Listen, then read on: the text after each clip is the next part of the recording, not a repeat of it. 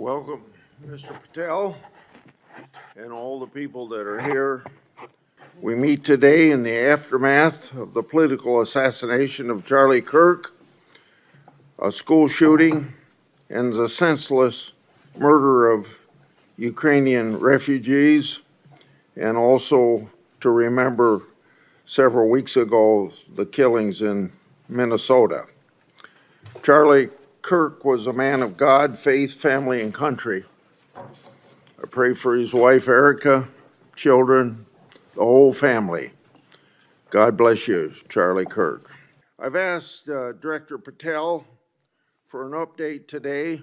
You'll get a lot of grief from some members of this committee, but in the short amount of time you've been director, you've corrected whistleblower retaliation, increased transparency more than any other FBI director I've seen, whether that FBI director was appointed by Republicans or Democrats.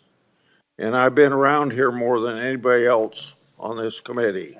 I yield to Senator Durbin.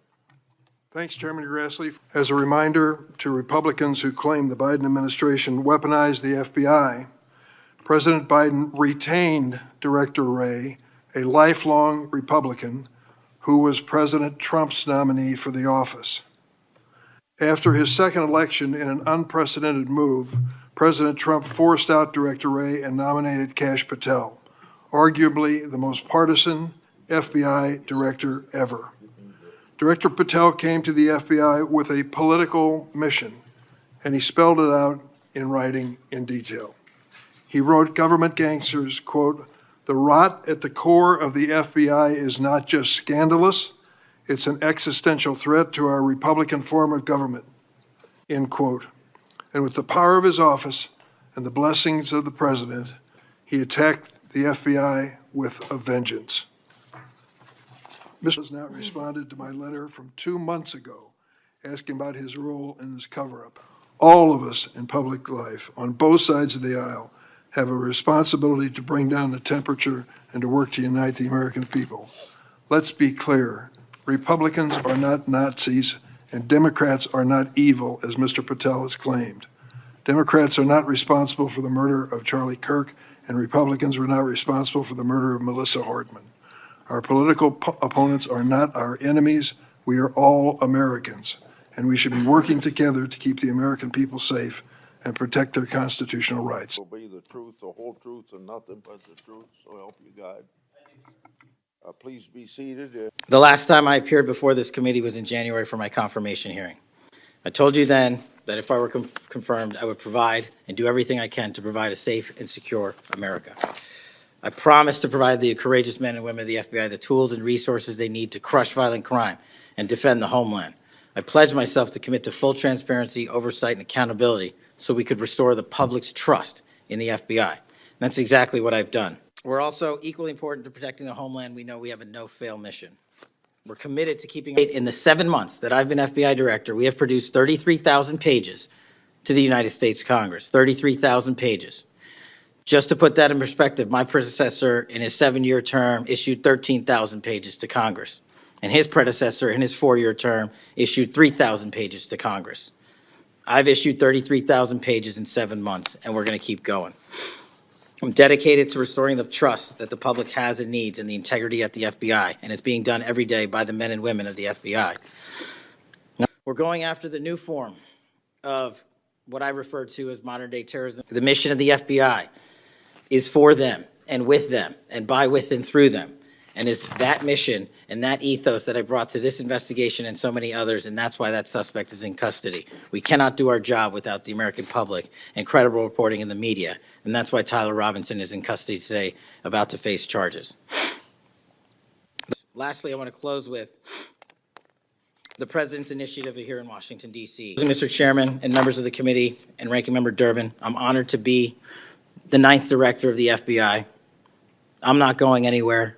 If you want to criticize my 16 years of service, please bring it on. Since 2019, I've sought greater transparency about. It appears that you terminated these 2 agents. Why?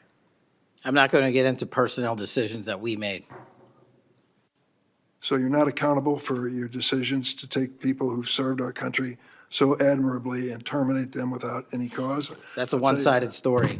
Anyone that has Well, been then terminated from so the tell FBI, your- generally tell your side speaking, of the story. fail to meet the needs of the FBI and uphold their constitutional duties. And you providing a one-sided story from your perch is absolutely disgraceful, because the men and women of the FBI deserve better. And your attack on the current leadership of the men and women of the FBI is equally disgraceful, because now you're attacking the leaders that are our brave SACs in Let the me tell you field what's who are disgraceful. doing the job that this Disgraceful. country needs. It's And we will disgraceful. continue to do it. Excuse me, it's disgraceful when Mr. Meyer and Mr. Giardina, who served our country so well, are terminated apparently because of the rants of a broadcaster. That is your all? opinion. It is not a fact. Well, it's certainly my opinion I can back up with fact. And I'm thankful that the Trump administration has designated these cartels and narco traffickers as foreign terrorist organizations, is because we must treat them like the foreign terrorist organizations post 9/11.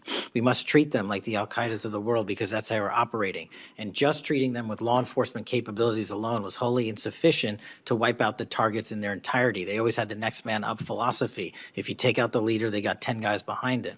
But in order to eliminate, and that's the key, eliminate the drug trade and eliminate the pouring into this country of narcotics, we have to use our authorities at the Department of War and the intelligence community to go after the threat, like we did terrorists when we were manhunting them. And now we have that ability, and we're seeing that in live time, whether it's on the strike on the boat or going down into Mexico and working with our Mexican authorities with these intelligence, and whether that's a kill operation, a capture operation, a surrender operation, or a host nation takedown, like we did with the counterterrorism mission sets in Afghanistan, in Iraq, and Pakistan, and elsewhere. We are applying that to the drug traffickers in Mexico and Venezuela and Colombia. What the FBI does is not just locate and find suspects, but we also participate. Those closest to the suspect are going to hopefully know the most about the suspect and his beliefs and his ideology. On top of that, unfortunately, it has been leaked that there was a Discord chat, and for those unfamiliar with it, it's a gaming chat room online that the suspect participated in. So what we're doing, we've already done, is serve legal process, not just on Discord, so that the information we gathered is sustained and held in a evidentiary posture that we could use in prosecution should it be decided to do so. And we're also going to be investigating anyone and everyone involved in that Discord chat. Okay, very good. I see the public reports that the Discord thread had as many as 20 additional users. It sounds like you're trying to run down all of that to see if that's accurate, who else may have been on that thread, what they may have known. Is that fair to say? It's a lot more than that, and we're running them all down. It's a lot more than 20? Yes, sir. Why did you make that statement? Thank you, Senator. Appreciate you letting me address this. What the FBI does is not just locate and find suspects, but we also participate in eliminating subjects. And what we had at the time was a subject in custody in relation to this investigation. So in my commitment to work with the public to help identify subjects and suspects, I put that information out. And then when we interviewed him, I put out the results of that. And could I have been more careful in my verbiage and included an A subject instead of subject? Sure, in the heat of the moment, but I was doing the best I could. You know, candor, I don't quite get that, because if we have our man, that would suggest to the public that everybody can rest and relax and not then continue to provide information to local law enforcement and to you. Well- So that was a mistake.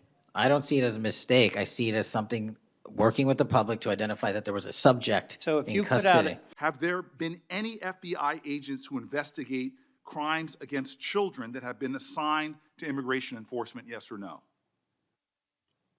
The premise of what you say is Have entirely there been false. any FBI agents no, who no. investigate? And shockingly, you admitted in this hearing to Senator Coons that it would take 14 years to fill the vacancies at your agency. Many are the result of your purge. 20% of FBI agents are doing low-level immigration enforcement instead of their mission-critical work. You've disbanded entire task forces that stop election interference, foreign influence, public corruption. And who benefits from this? Well, corrupt people benefit from it. Criminals benefit from it. Vladimir Putin benefits from it. And it really makes me wonder who you're looking out for. It makes me think we can't trust you as a nation. You swear to release the Epstein files, but now you're withholding the Epstein files. You claim that you have a suspect in a serious assassination. Whoops, then you don't have a suspect. You know nothing about plans to remove FBI agents, yet you're directly involved in those plans. In the words of an ex-FBI official, you are overseeing, and I quote, generational destruction of the nation's premier law enforcement agency. Mr. Patel, in just 8 months, you have assaulted the institutional integrity of the FBI. But I know FBI field agents. I've worked with them in Newark. No matter how truly bad you are, you can't undermine the legacy of agents who fight every day to keep us safe, but you can tarnish the integrity of the agency and undermine the agency's capacity. I believe you're failing as a leader, and that your failure does have serious implications for the safety and security of Americans and our families. We're more vulnerable to domestic and foreign attack because of your failures of leadership. I don't think you're fit to hand the bureau, but here's the thing, Mr. Patel. I think you're not going to be around long. I think this might be your last oversight hearing. Because as much as you supplicate yourself to the will of Donald Trump and not the Constitution of the United States of America, Donald Trump has shown us in his first term and in this term, he is not loyal to people like you. He will cut you loose. This may be the last time I have a hearing with you because I don't think you're long for your job. But I'm going to tell you this, I pray for you. I pray for you that you can step up and defend your oath, defend the Constitution, and do a much better job of defending this country. Thank you, Mr. Chairman. Do you want to say anything? Yes, at this sir. point? That rant of false information does not bring this country together. If you want to work on bringing this country, it's my time, not yours. My God. If you're you gonna wanna lecture talk me about- dividing this country, It is I my follow time. you on your social media posts that It is tear my this country time apart. to There address should be a your unifying- falsehoods. Oh, You sir, are an you can try embarrassment all to the you division want in this to country. not Senator, take it is my responsibility time. for what You you had have your said. time. Sir, you're Your making time a is mockery of this over. committee. Sir, you don't tell me my time is over. You The know how people far of New we've Jersey come tell me since what my you time is. Senator- You can't lecture me. You can tell me Sir, my time's over? You may be the charge of the I'm not FBI, going anywhere. but I am not afraid of you, sir. Mr. Chairman, Not afraid of you. Mr. Chairman, point of order. Senator Booker, I announced at the beginning of this meeting that this back and forth, talking over each other, doesn't work. And I said if that happened, I asked Patel not to respond, and I was going to give him some time after the senator's time was up to respond. And he has the privilege to do that uninterrupted. Mr. So Chairman, go- one point of Go order. ahead, Mr. I've Patel. watched him talk over us, and you've never once criticized him for us not even being able to get our questions out. Well, He has been rude and disrespectful to senator after senator. And when the senators were not giving him a chance to answer, I didn't stop the senator either. Go ahead, Senator. Thank you, Mr. Chairman. If the FBI, under my 7-month leadership, were failing this administration in this country, why do we have 23,000 violent felons arrested this year alone? A double increase from that time last year. Why is it that we have seized 6,000 weapons? Why have we found 1,500 child predators and arrested them? Why have we 300 human traffickers in jail? When you say you don't think he's going to be in his job much longer, you think he's going to be out before the end of the year? I don't know exactly when it's going to happen, but everybody knows what Donald Trump does to people. How many people in positions have we seen come and go, from cabinet level people to people like Kash Patel?